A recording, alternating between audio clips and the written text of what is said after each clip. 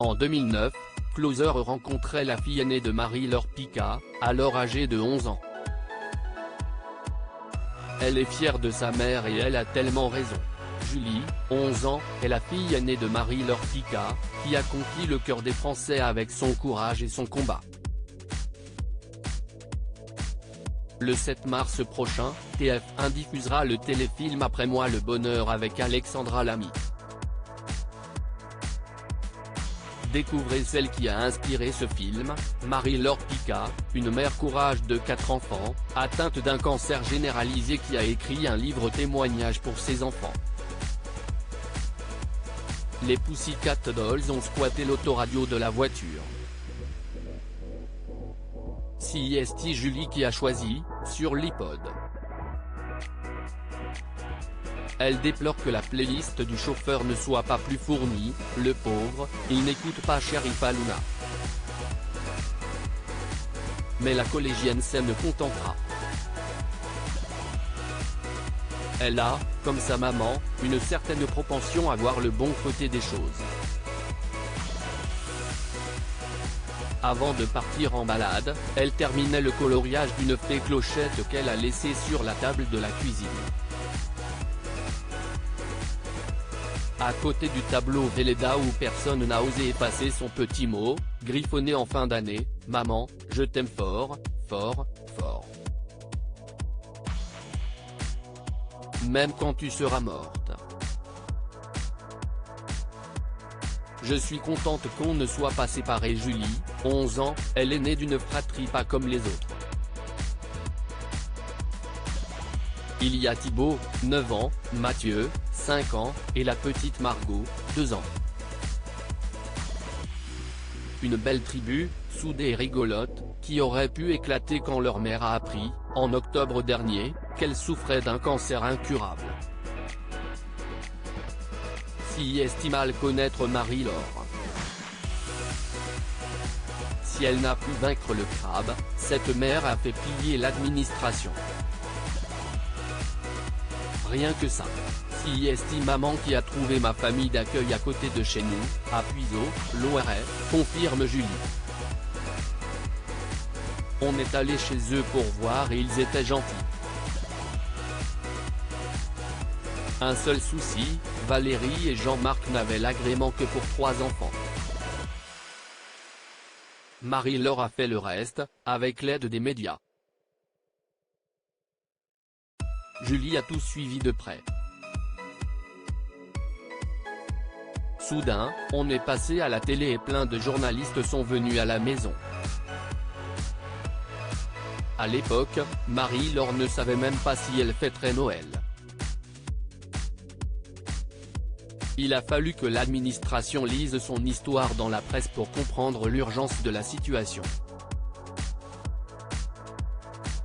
Maman ne nous a jamais caché la vérité et moi, je suis contente qu'on ne soit pas séparés. J'ai la même école, je peux toujours aller au judo. Comme sa maman, Julie fait bonne figure. La jeune collégienne, élève de 6e, s'exprime posément, comme une grande. Pourtant, Marie-Laure se rappelle l'angoisse, évidemment légitime, de son aîné quand elle lui a annoncé la nouvelle.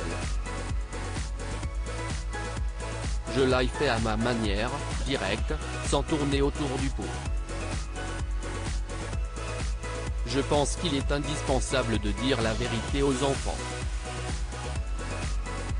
Tôt ou tard, les miens auraient su que je leur avais menti si je la leur cachais. Marie-Laure se souvient que sa fille lui a demandé si elle serait encore là pour son anniversaire. Julie est née le 7 mai. Sa mère a refusé de faire une promesse qu'elle n'était pas sûre de tenir.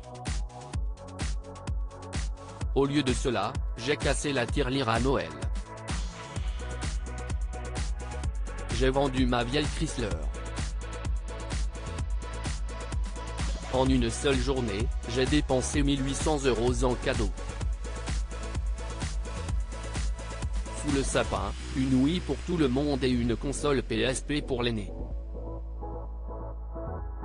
Ce fut un Noël très joyeux. Julie se souvient que Noël a été assez cool cette année. Après les fêtes, Marie-Laure a préparé ses enfants, en douceur, à leur nouvelle vie. Rapidement, ma santé ne me permettrait plus de m'occuper d'eux correctement à plein temps. Les enfants tiennent encore à faire quelques escapades ensemble. Au Muséum d'histoire naturelle, à Paris, Julie a adoré l'immense salle remplie de squelettes d'animaux préhistoriques.